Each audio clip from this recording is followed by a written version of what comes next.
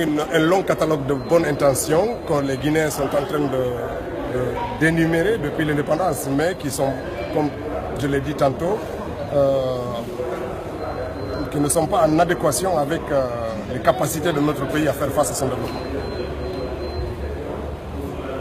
Selon vous, quelle devrait être la priorité que le Premier ministre devrait exposer ici?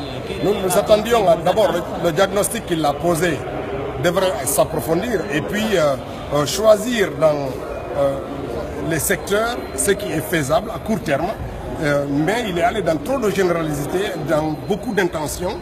Du coup, comme on connaît l'état catastrophique de nos finances, et naturellement, on doute de la possibilité qu'il a de mettre en exergue ces applications. S'il avait choisi des petits secteurs avec des projets qu'on peut exécuter en 8-10 mois, il aurait pu avoir la confiance des députés. Mais là, malheureusement, nous avons entendu le Premier ministre s'étendre longtemps sur tous les besoins de la Guinée, sur tous les secteurs, et cela ne nous encourage pas et ne nous rassure pas. Voilà, honorable, en plus de ça, on a constaté qu'il ne s'est pas prononcé en profondeur, surtout sur la sécurité. Et vous êtes dans une commission de sécurité au niveau de l'Assemblée nationale. Est-ce que vous êtes déçu aujourd'hui de ce discours? Non, j'étais surpris, et c'est cela qui a été l'objet de ma question, de demander au Premier ministre pourquoi les questions sécuritaires, aujourd'hui on sait que la Guinée est en proie au terrorisme comme tous les autres pays voisins, le Sénégal, la Côte d'Ivoire, le Mali. La Guinée aussi n'est pas à l'abri. J'ai été étonné qu'il n'en ait pas parlé, j'ai été étonné qu'il n'a pas parlé de jeunesse, qu'il s'agisse de sport, de culture et puis de questions migratoires. Et donc toutes ces questions ont été occultées par un Premier ministre alors qu'on est en période de Coupe du Monde. Ça aurait quand même pu le ticket pour dire que le sport, la Guinée est candidate pour organiser la Coupe d'Afrique des Nations en 2023. Quelles sont les perspectives, quelle est la politique nationale de développement de cette activité? Tout ça a échappé à la vigilance du Premier ministre et des membres de son cabinet. Ça veut dire qu'il y a des ratés.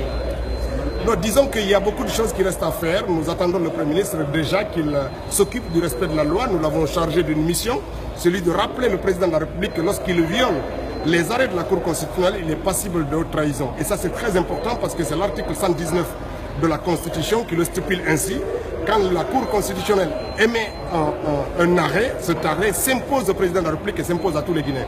Donc il y a déjà 2 arrêts qui attendent d'être appliqués, dont un concerne l'Assemblée nationale, l'autre concerne, si vous voulez, les deux concernent, l'un concerne le président de la République, l'autre l'Assemblée nationale, quant à l'installation du suppléant de M. Baïdi et l'autre quant à l'installation de la Haute Cour de justice. Dans les 2 cas, le chef d'État est garant de l'application des lois. Est-ce que vous croyez à son programme de politique générale? Mais disons que non, on n'a pas de confiance BA. Nous observons le Premier ministre, nous espérons qu'il a beaucoup de choses à faire. L'Alpha Condé, il faut du corps à corps, je l'ai dit tantôt, il faut que Kassori ose se bagarrer. S'il n'aime pas la bagarre, il ne fera pas avancer ce pays parce que le dialogue n'a rien fait bouger. Donc il faut qu'il soit clair et qu'il accepte éventuellement d'être démis du poste. S'il se consacre juste parce qu'il y a les privilèges de la fonction, il accepte de se soumettre, le pays n'ira nulle part. Il faut qu'on ait des hommes qui acceptent de croiser le fer avec le président de la République conformément à la loi pour faire avancer le pays. Vous l'avez aussi interpellé sur la Haute Cour de justice? Oui, je pense que cette question était en filigrane quasiment de tous les intervenants parce que c'est une préoccupation, parce qu'elle met à l'abri des poursuites judiciaires une bonne catégorie de ceux qui ont géré. Aujourd'hui, on peut poursuivre Paul Moussa Diawara, on peut poursuivre Ousmane Gawal, mais on ne peut pas poursuivre le ministre. Même s'il tue, même si à l'origine d'un assassinat, on ne peut pas enfermer un ministre aujourd'hui. Et ça, c'est quelque chose qui n'est pas conforme à l'esprit de l'égalité de notre Constitution. Merci. Merci beaucoup. Merci, honorable.